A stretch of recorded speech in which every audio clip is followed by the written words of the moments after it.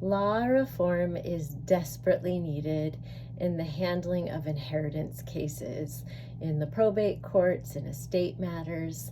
In the way these cases are handled, they are set up to create scenarios that are incredibly dangerous to heirs, to beneficiaries, who find themselves becoming victimized as targeted individuals, being gang stalked by their family members.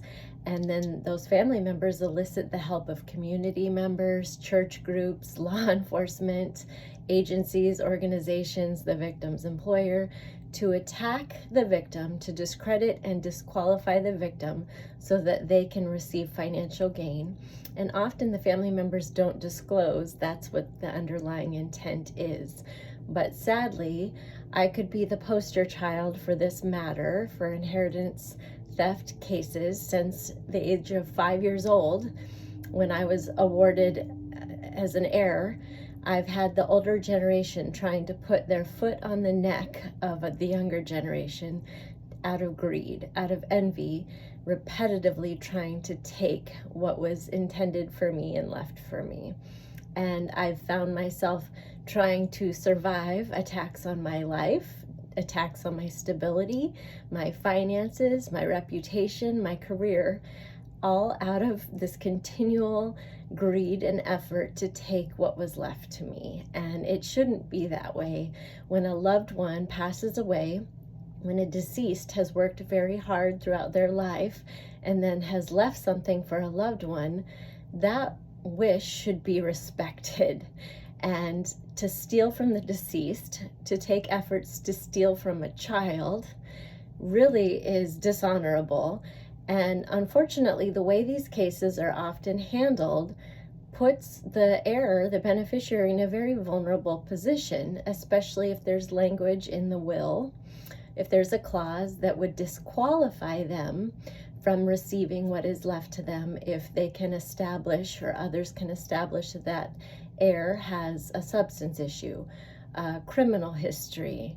If they can portray them as being unstable, there's the potential to disqualify that heir. And so often in these cases, in targeting and gang stalking situations, if there is an underlying inheritance case theft, it's because the whole purpose of their targeting is to create a narrative that disqualifies them from what has been left to them, to discredit that victim, or they've already stolen from the victim and they need to cover it up. They need to keep it hidden. So again, discredit the victim, destroy their reputation, make them look meritless, make them look unstable, make them homeless, make them lose their job, get medical providers to falsify statements and testimony to make that victim look unstable, or like they have a substance issue or a mental health issue or a physical issue that they don't have, so that that family group can profit off of the victim. And unfortunately, these situations become incredibly dangerous when a family will go so far as to work with a honey trap or a fraudulent person, a predator or a deviant, to come into the victim's life and to do harm to them and then exploit them to further their narrative, their false narrative, to discredit that victim, that heir. And it's unfortunate because gang stalking, targeting, happens for many different reasons outside of inheritance theft cases. But if there was law reform in this area, perhaps a large chunk of those gang stalking cases would be eliminated, and the heirs, the beneficiaries, wouldn't have a giant target on their back simply because an ancestor that loved them or had wishes of how they'd like their matters handled is being disrespected by those who see nothing wrong with stealing from the dead, or trying to steal from a child, or withhold what was left to a child for decades, and to be secretive and slimy and deceptive and have conspiracies and elicit the help of many other people to get involved in large-scale RICO crimes. Many people will jump on smear campaigns, these hate trains, not even knowing that they're getting wrapped up in much larger crimes, because that greedy family group or that greedy predator is not going to tell them why they need their help. They're not going to tell them, oh, you're actually being used and manipulated to be a flying monkey in a large scandal. No, they're going to paint themselves out to be a victim, and oh yeah, that person, that targeted individual is terrible, and they did this and they did that. Let's all attack them. Let's all set them up for a crime. Everyone do everything you can to find dirt on them. Let's destroy this person. And so everybody's like, yeah, let's do it. You know, you get law enforcement that's like, yeah, let's investigate based on gossip. And then the poor targeted individual has their life under continual attack by multiple entities and organizations in every direction of their life. Meanwhile, many don't even realize they're totally being used and manipulated to accomplish the larger goal, which is to steal, to commit financial crimes.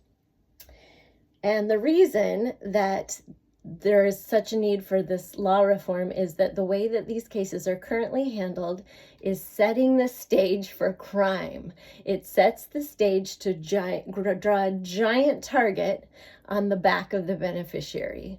Because often in these cases, the duty to notify, the duty to serve other family members, the other heirs, is placed upon the family. So if you don't have an honest family, if you have greedy family members, guess who's not getting served?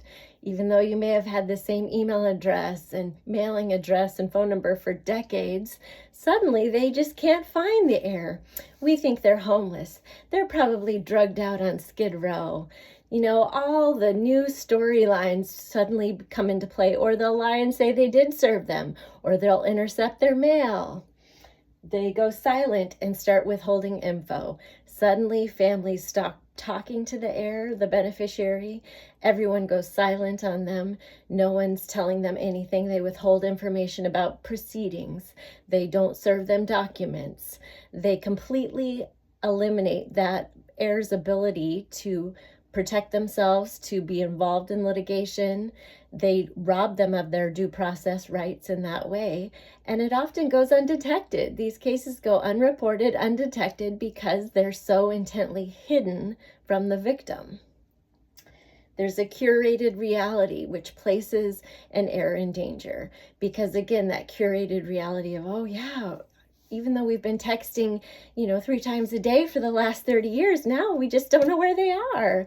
Or, yeah, they have such a terrible drug problem and they can't hold a job and they can't manage money, even though they've done it for their whole life since, they were 16 years old and supporting themselves. Now they're suddenly, incapable and incompetent and can't do anything for themselves and can't be trusted with their own inheritance. That curated reality places an heir in danger because the greedy people involved will go to great lengths to create that curated reality. They'll go to great lengths to make that false narrative true. They'll contact their job and try to get them fired from their job. They'll contact their landlord and try to get them ran out of their housing. They'll go to the neighbors and spread gossip and elicit fear amongst the neighbors and get them to watch and report back. They'll go to the church group and do the same. They'll go to the community members and do the same. And now the poor victim has everybody that they know watching, monitoring, tracking, reporting back nonsense to try to paint this victim in a certain light so that they can get away with the theft. The conspiracy to disqualify, again, if there's that clause in the will that says, in order to inherit these funds, the victim in these cases has to qualify and can't have these conditions. If one of the conditions is a criminal history that would disqualify a victim, guess what? It sets the stage for those greedy family members, for those predators, to try to get the victims charged with a crime.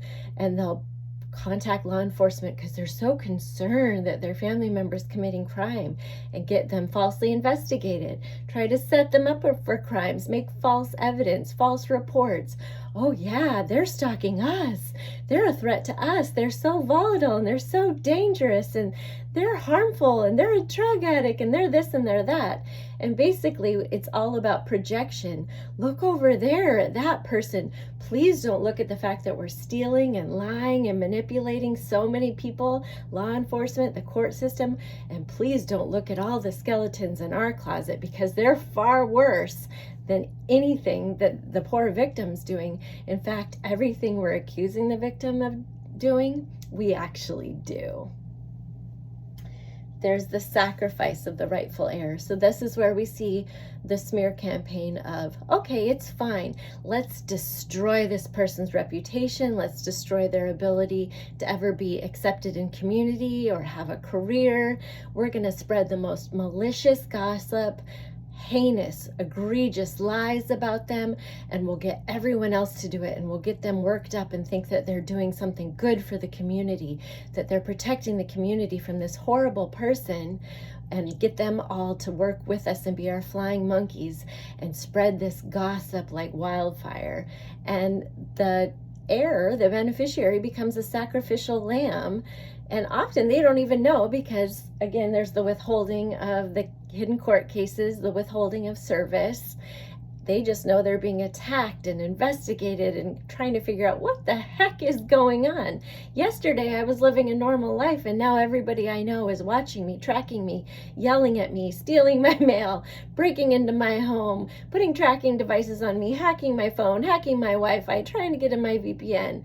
Whatever weird, creepy stalker behavior these groups get involved in, unfortunately, that heir becomes a target.